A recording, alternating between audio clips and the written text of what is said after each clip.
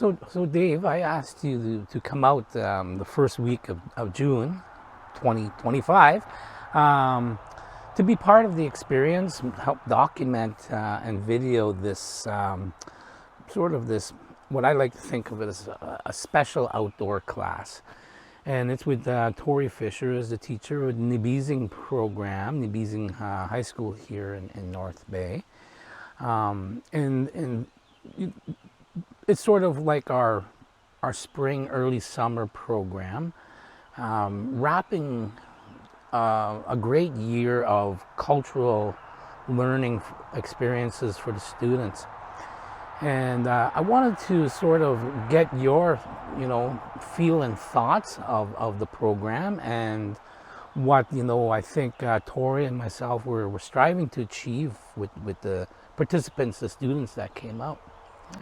Well, I took part in the March one, the winter camp, on Lost Bay, right? Your lodge there. And I was in one night documenting, interviewing. I didn't get back the next day because of the weather. Remember the freezing rain and stuff like that. And did a little bit of a wrap-up interview at the high school. So I didn't really take part, right? I wasn't there experiencing it. I was overnight, but it wasn't really, right? Mm-hmm. So when you asked me to do it again, when you called me, you said, I want you to do a little bit more than just document it. I need you to help me. Yeah. Right? And you needed a helper. I needed a helper, yeah. And I said yes right away. I didn't even ask how much, but I knew that it involved things that I haven't done for quite a while, and have limitations a little bit with my legs. So I knew I was going to be loading boats, unloading boats, setting up camp a little bit, paddling. I hadn't been in a canoe for quite a while, right? And so there was a little bit of, not anxiety, but I was trying to steel myself towards the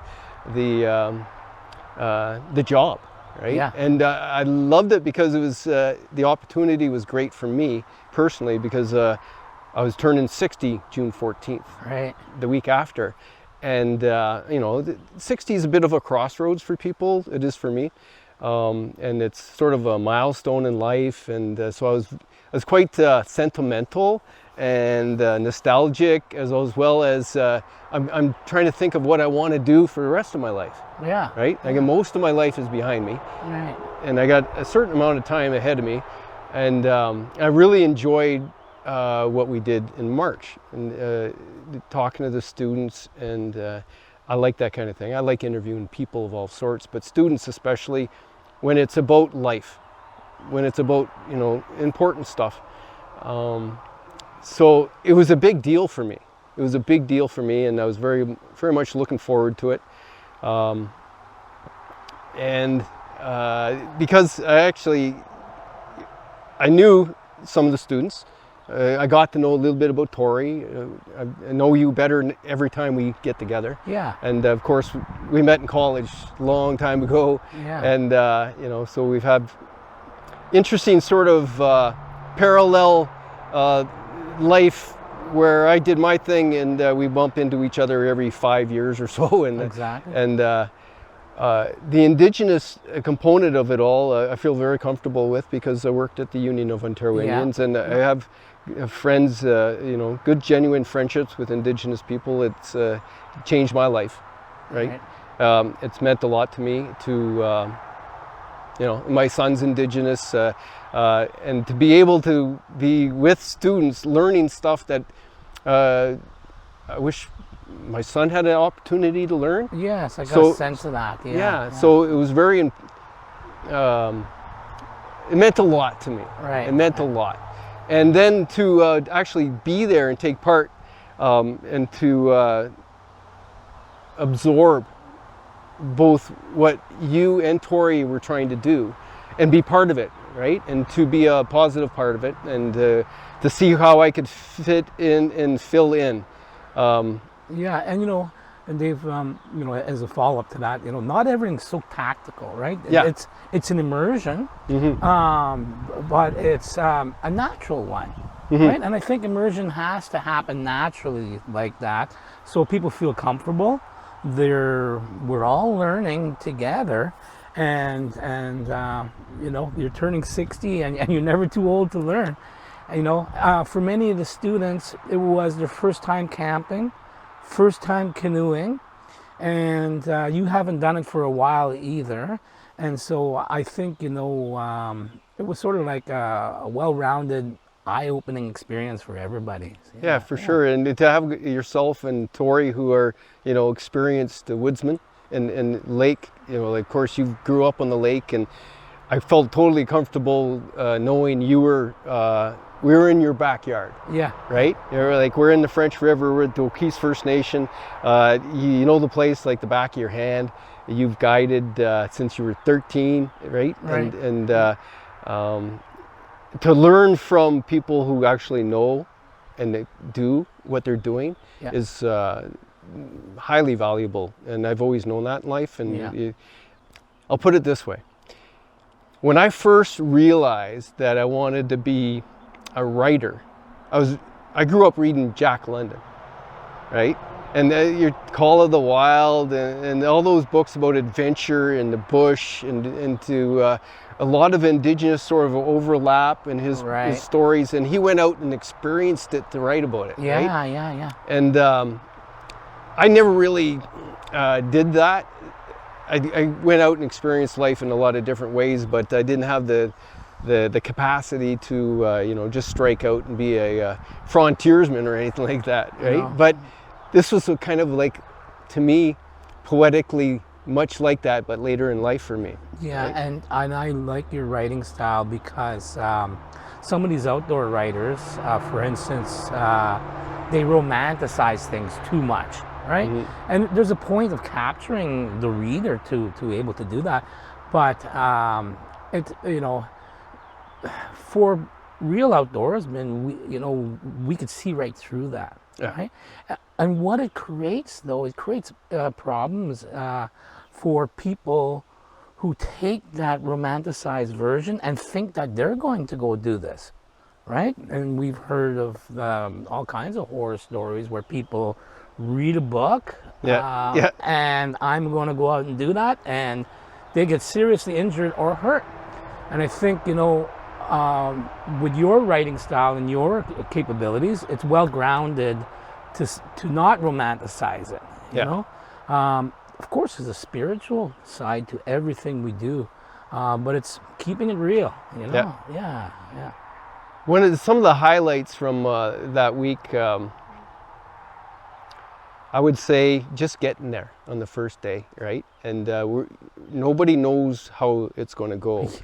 Not when we're picking up the students, not when we're gearing up at your other lodge. What's the name of that camp? Camp Petawachuan.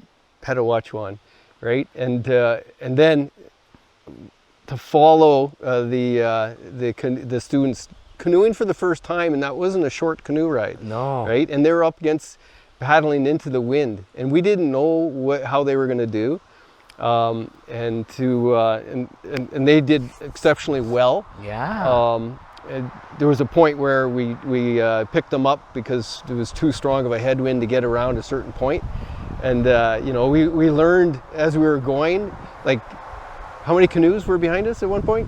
Yeah, 4 canoes, right? Yeah. So we learned a little bit how that happens and how that works. Yeah. And then when we arrived at the destination and the beach, and that place where you were saying that there hadn't been ceremony for hundreds of years from your community. Yeah. And we were going to have Tori's going to lead, he's a pipe carrier. So he was going to lead a little bit of a ceremony in the morning for the first time.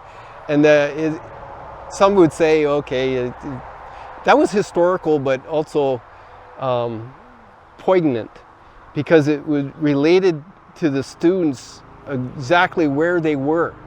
They were at a place along the Voyager Trail that had been inhabited by Dokis and indigenous people for, you know, centuries. Yeah. Right. And the moment of realizing that this was a place that had greater meaning. Yeah. Right. It had greater meaning.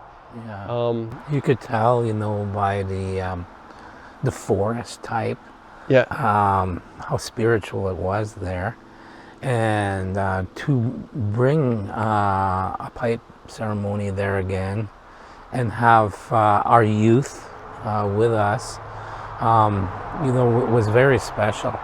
So I've dabbled into some preliminary archaeological work, and we've seen where there was ceremony on the land there, and judging by the I guess the fragments and artifacts that were collected, that we were saying that there hasn't been a pipe ceremony there for at least 200 years. Yeah, and then you could also cross that up with how modernized indigenous people came with the fur trade, right? So yeah, so it was really, really special. So there was many goals to fulfill in this trip. Yeah. And we had the adversity of the probably the worst black fly infestation that any of us have ever seen. Yeah. Like it's almost impossible to describe it, right? But the great thing about that, and it was oppressive. It was you can't just ignore a horde of black flies getting into everything. Yeah. But you have to deal with it, Yeah. and to see each individual find a way to handle it. Yeah. And just work with it and roll with it and figure out how to avoid and what to do. I'm almost glad that we didn't have a bucket of DEET for everybody to sort of rely on, because poisons and stuff like that. Try to avoid that. Right. I know my one of my friends was saying we're idiots for not going into the bush with a bucket of that stuff. Yeah. And I'm like, well, the guys we were with go into the bush all the time, and they don't want to be dealing with that poison all the time, I don't think, right? Like, you don't wear a lot of DEET. No, I'd never use it. Yeah. Never use it at all. And I was trying to explain that to people. I said, you got to find another way to deal with it. Either don't go there that week of June. Yeah. Or get in your tent before they come out, and be prepared for them when you come out of your tent, and to work around it, right? And to plan your day around it. Yeah, plan your day around it, and I think that the lesson here in that, right, is battling through that adversity and challenge, but also putting yourself now in a very respective way. How did our ancestors deal with this? They had to be extremely adverse in everything they do, but also inventive and coordinated. And so, the idea, what I was trying to present there was, when you're hit with that challenge of all the black flies, it comes right after the big fish spawn. So you would be in your wigwam, again, telling stories like sometimes you do in the wintertime, having a fire where there's 0 bugs inside that wigwam because of the smoke and the heat, and having your fish up there smoking. Yeah. And so these are light times, right? These are light times. You're still getting stuff done. Your food source is up there. You're telling stories. You're being social. And I think all those aspects, contribute to our innovative spirit, right? It's like, okay, we've got to be innovative. Imagine, take that a little step further now, is we've got to build our own canoes, And we worked on paddles, at least to try and get a sense of what all that work was like, you know? Yeah. What time of year would you make a canoe what time of year do you think? I think all kinds of years, any time of the year, sorry. But this time of the year was very special in terms of birch bark collection right now. Yeah. And, it's timed with, with some people say when the maple buds are the size of squirrel ears, and when some other people have their own ways of knowing when to harvest. Some say when the first fireflies come out, that's the time to pick the birch bark. And so, you know, I think right after, you know, blackfly season, you're done in the wigwam, then you would do your canoes and building the canoes. In fact, many of our people who do canoes, this is the time they do it. Yeah. Now we paddled over to we paddled around and through the rapids around Command Island. Yes. Right, and that was really kind of cool because we scoped it out the first day. It was one of our rides out to see where we're going to go and show everybody, familiarize them, and show them the rapids ahead. And it wasn't a very you know, it was a level 1 or something like you were saying, right? Soft rapids, I'd say. But even though, right, you know, something could happen in those soft rapids, and then we went the next day, and it was interesting because this is when I knew where I was going to be paddling, and I wasn't sure how I was going to be able to handle it with my hip and my shoulders. You know, they've been worn out, and I wanted to make sure I could pull my weight. So it was a test day for me, right? And I didn't talk much about it. Didn't, you know, I wasn't anxious, but I knew I was going to be tested, right? And I like that. I like being tested because that's where growth comes from. Right. And to be in the canoe with you is really cool. We went down the first set, and it was manageable, and it wasn't as hard as everybody thought, and it was fun. Then we had to scope out the second set and see whether we could do it, and we decided we could. Right? Yeah, it was a set of rapids that collided together and then took a dog leg around like this. So, you know, I was telling people, or I was telling our group, this is level 1 rapids, and they're like, this is level 1? I would hate to see level 2, because it looks awfully turbulent, right? But I think the flatness of them makes them a little bit easier, manageable to traverse through. And then after we went through there, we came back around, and we were coming into the rapids that were a lot more powerful. Big Pine. Big Pine Rapids. So and then we learned how to lead line the rapids and get around the shoreline, and portaged a couple times, right? So there was an awful lot of skill building in that day. It was one afternoon. We touched upon all aspects, it seemed like. Right? Well, I really like, you know, in terms of like the one, you know, like we're saying in other interviews was, you know, is I'm leaping into this, just like you leap into this, and there's a certain amount of adrenaline with that, right? My adrenaline is also like, I got to perform here. I'm leading the group, right? And so, you know, you have to be good at planning things, but it really all comes with experience and good communications. So we went scope it out before. So the good communications on my part was a lot of the safety aspects, you know, what to do, what not to do, and ensure that, you know, we're always communicating, and never. It's good to leap into things, but we have to, you know, take things cautiously. Yeah, and I think that's, you know, the comes with old age and wisdom. Experience. Right? Yeah. 3 of us and 5 students. Yes. Yeah, I think that's a good number. Yeah. So there was 8 of us, and we had 4 canoes, and that was a nice little group. Yeah. And I found out I could paddle. I could, you know. Yeah. I certainly not going to be able to, you know, portage too much. Yeah. I could portage a little.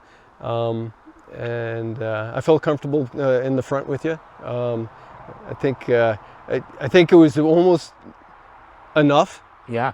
Because at the tail end I was starting to feel it, so I was tested. Yeah. And I like that. Right? Yeah. And so I think was it that night we set the net? No, we set the net. It could have been, yeah. The first night was a scoping out, setting up.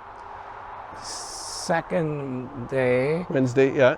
we went out and yeah, we set the net because we went to Five Fingers the next day and gave the gentleman the fish. Yeah. Oh, the one fish. Yeah. Yeah.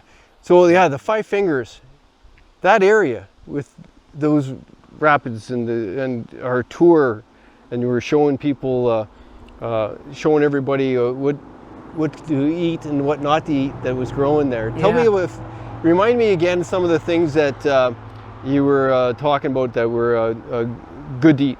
Well, you know, as kids, we called it, well, I'll start off as kids, we never packed a lunch, and our adventure, we had no shoes, we were just bare feet and shorts, and we'd go on these swimming adventures, and get incredibly hungry as kids, because swimming will do that to you. So we learned all these things off the land from our parents and uncles and everyone else, and one of them was this sour grass, and it's called wood sorrel, and shaped like a little arrowhead, actually, kind of like a little spear, and that was delicious. And then we ate some what's it called, the sweet those little red flowers, like little red flowers, and then just sometimes the name escapes me there, but you know, they were ripe and ready for picking and harvesting at that time. I got some video of Tori eating some. Yeah. And then we talked about, you know, when the blueberries were ripe and how we'd eat blueberries there. But, you know, what I wanted to showcase was sort of like nature's bounty there in terms of you know, just skill sets and learning that you can't always bring your lunch with you, and you could have a nice little meal when you're out there and forage a little bit, right?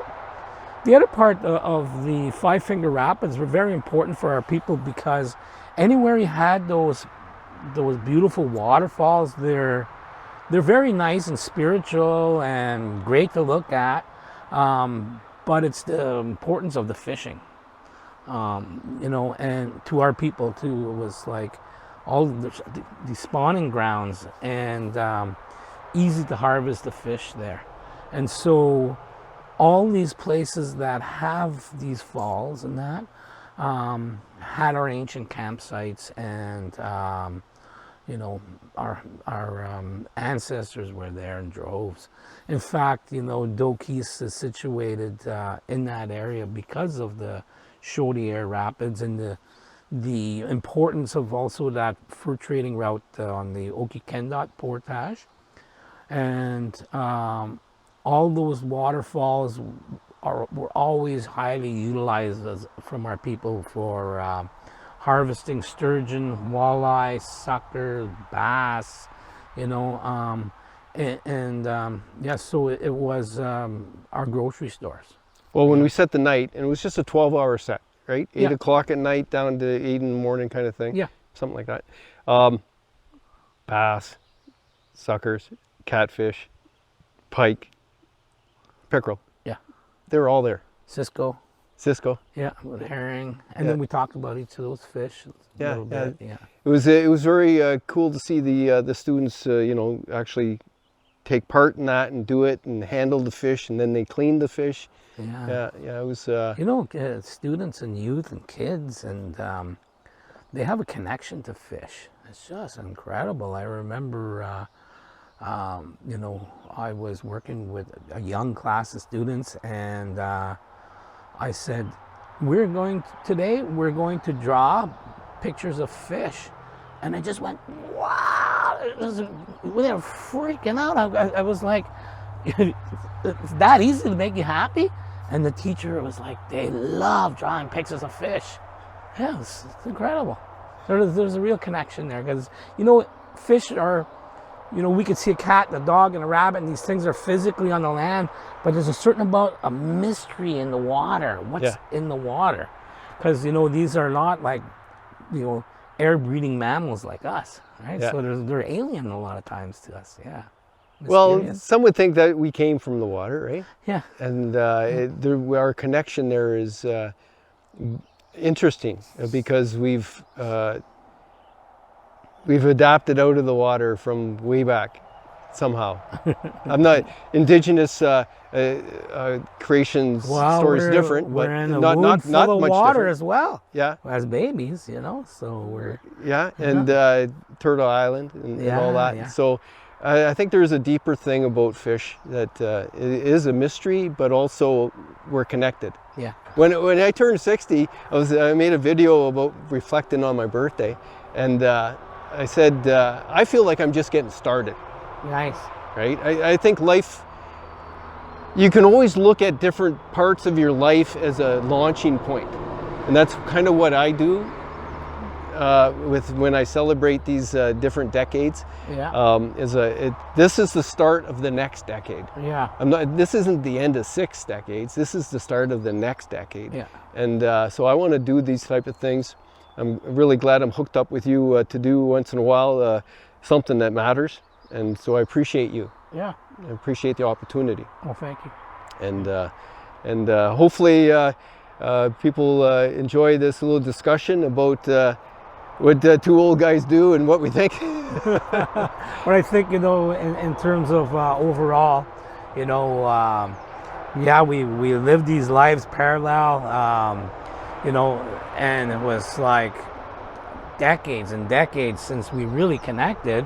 But here we were where, you know, we sort of needed each other, you know, and we had the skill sets that we each need to rely upon. And it was a good experience to reconnect. So, you know, to anybody listening to this is don't forget your old pals out there. You can always reconnect with them and do some cool stuff. Yeah, a breath of fresh air in your life there, and do things with people. It goes from there to other things, and you never know how far it's going to go. So I'm looking forward to more adventures and whatever else. What else you have on your plate coming up? Well, we're doing a couple more youth camps this summer, one in July and one in August. And again, these are real like wilderness immersion camps. And so, you know, we have like 36 people coming out. There's a very large group, diverse age group of youth. So it'll be interesting to see the dynamics of all them. I hope there's some mentorship. I hope we can build community, trust, obviously, enjoy food off the land, and just really live in our Anishinaabe spirit, you know, and let our spirits guide us. Yeah, wow. Just back from canoeing with the group. We went down some rapids. It was cool. We went and checked out some other rapids and decided to go down them too. Then we found some other rapids that we were not going to go down. And so there was some portaging to get back up and around the island to come back for the boat. And it was a big job. I think I did all right for first time canoeing for not so long. Norm didn't seem to complain anyways. He was in the back and I was stroking, trying to keep it steady. Wow, it was good. Back in the tent, of course, just changed my wet gear, my wet boots, my wet shoes, I mean, and dry socks. It feels like heaven. Eaten alive, of course. Bugs are still bad. But none in the tent right now. So I'm going to have a little nap before we end up having dinner. It's raining. That's the sound you hear. That's not the bugs this time. It's real rain. Anyways, enjoying my time.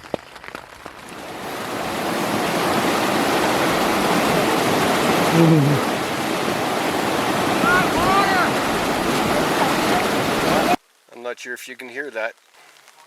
Sounds like rain, eh? On a tent? No. That's the black flies.